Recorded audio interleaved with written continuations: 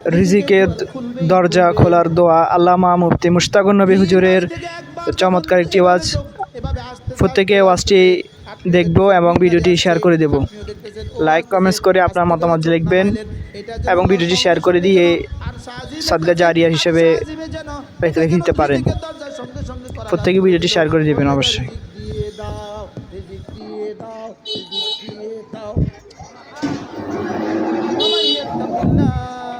يجعل له مخرجا ويرزقه من حيث لا يحتسب ومن يتوكل على الله ভরসা করবা যার উপরে ফাহুয়া হাসবু তিনি যথেষ্ট। আল্লাহ তাআলা যখন আরশ আজিম বানাইলেন, এই কিতাবের মধ্যে আছে আল্লাহ তাআলা যখন আরশ আজিম বানাইলেন, আল্লামা ইবনে তাইমিয়া আলাইহিস রাহমাহ বলেন আল্লাহ তাআলা যখন আরশ আজিম বানাইলেন, এবার আরশ ছিল পানির উপরে ভাসমান। আল্লাহ তাআলা ফেরেশতা বানাইলেন, ওই আটজন ফেরেশতাকে বললেন তোমরা না আমার আরশটাকে কাঁধে উঠায় রাখো। ওই আটজন ফেরেশতা বলল কাইফা নাহমিলু, আমরা আরশ আজিম কেমনে উঠাবো? ওয়া আলাইহি আজমাতুক, আরশের উপরে তো আপনার আজমত আছে, আমরা আরশ কেমনে উঠাবো? আল্লাহ তাআলা বললেন কুলু, তোমরা বলো লা হাওলা ওয়ালা কুওয়াতা ইল্লা বিল্লাহ। এর চেয়ে সঙ্গীন কাজ পৃথিবীতে আর কোনটা? আরশ কাঁধে নেওয়া এর কোনটা? সাত আসমানের চেয়ে ভারী, সাত জমিনের চেয়ে ভারী। সুবহানাল্লাহ বলে না, সাত আসমান সাত জমিন আরশে কুরসির সামনে, আরশের সামনে কি? আরশের সামনে কি? সাহারা মরুভূমিতে একটা আংটি যেমন, সাহারা মরুভূমিতে একটা আংটি যেমন, সাত আসমান সাত জমিন আল্লাহ তাআলা আরশের সামনে একটা আংটির মতো। এটা কাঁধে তোলা কত বড় কাজ। বললেন কাইফা নাহমিলু, আমরা এটা কেমনে তুলবো? আলাইহি আজমাতুক, যেটার উপরে আপনার আজমত। আল্লাহ তাআলা বললেন লা হাওলা ওয়ালা কুওয়াতা ইল্লা বিল্লাহ, এটা পড়তে থাকো। তো ফেরেশতারা এটা পড়তে থাকছেন আর এটা আরশ তাদের কাঁধের উপরে উঠে গেছে। সেদিন থেকে আজ পর্যন্ত আছে, আজ থেকে কিয়ামত পর্যন্ত থাকবে। একজন সাহাবীর ছেলে হারিয়ে গেছে, একজন সাহাবীর ছেলে হারিয়ে গেছে। আল্লাহ রাসূল সাল্লাল্লাহু তাআলা আলাইহি সাল্লাম ওই সাহাবীকে বললেন তুমি পড়ো বেশি বেশি লা হাওলা ওয়ালা কুওয়াতা ইল্লা বিল্লাহ। তোমার স্ত্রীকেও পড়ো, বলতে বলো লা হাওলা ওয়ালা কুওয়াতা ইল্লা বিল্লাহ। তিনটা সবক দিলেন। এক নাম্বার ইত্তাকিল্লাহ, আল্লাহকে ভয় করো। দুই নাম্বার ওয়া তাওয়াক্কাল আলাল্লাহ, আল্লাহর উপরে ভরসা করো।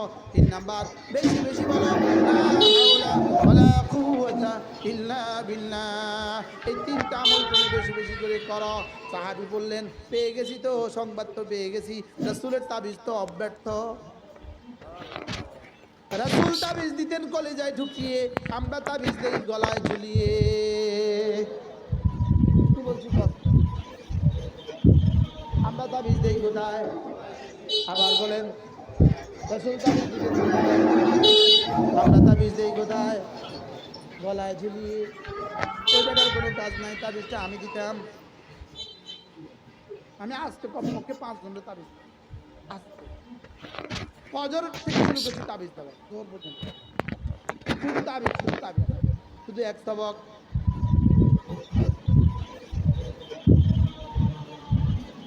আমি আমি আমি লিখে দিতাম, আপনি গলা ঝুলাই দিতেন। হ্যাঁ, লা হাওলা ওয়ালা কুওয়াতা ইল্লা বিল্লাহ। কটা কাজ দিলেন সাহাবীকে? এক নাম্বার ইত্তাকিল্লাহ, দুই নাম্বার ওয়া তাওয়াক্কাল আলাল্লাহ, তিন নাম্বার লা হাওলা ওয়ালা কুওয়াতা ইল্লা বিল্লাহ। বেশি বেশি পড়বা। সাহাবী বিবিকে গিয়ে বললেন বিবি আমার রাসূল তাবিজ দিয়েছে অব্যর্থ, আমার ছেলে আসবেই আসবে, তুমিও পড়ো আমিও পড়ি। সাহাবী তো সাহাবী, তাকওয়ার ব্যাপারে কোনো আপোষ নাই, তাওয়াক্কুলের ব্যাপারে কোনো আপোষ নাই।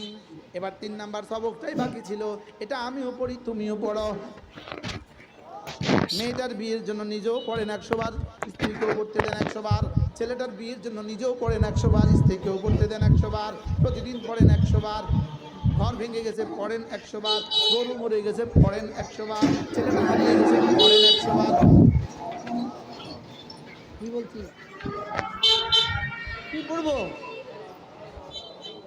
বাহ, 2-4 দিন যেতে না যেতে ফজরের আগে ছেলেটা এসে বলে, আব্বা আসসালামু আলাইকুম।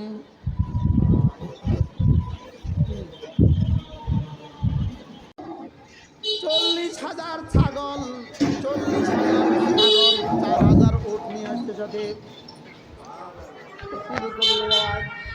40,000 ছাগল। সূরাত তাহরীমের তাফসীরে কবিরের আয়াত।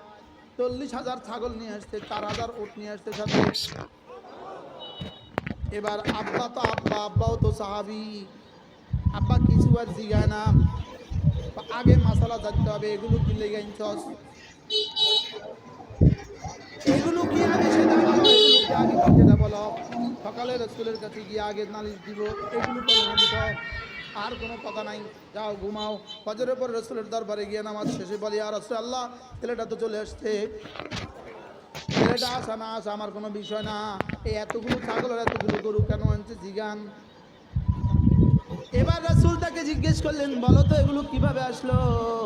বলি, ইয়া রাসূলুল্লাহ, দুশমন আমাকে এক ঘরে বন্দি করে রাখছে, দুশমন আমাকে এক ঘরে আটকে রাখছে। প্রতিদিনের মতো রাত্রে পাহারাদাররা চলে আসছে। আজকে দেখলাম হঠাৎ করে মাগরিবের পরে এতটা ঠান্ডা ঝড় শুরু হয়ে গেল, দুশমন পাহারাদারিতে টিকতে পারলো না, তারা পাশের ঘরে গিয়ে আশ্রয় নিল। তাদের উপরে আল্লাহ তাআলা এই পরিমাণ ঘুম চাপায়া দিল, তাদের নাকের আওয়াজ আমি শুনতে পাইলাম।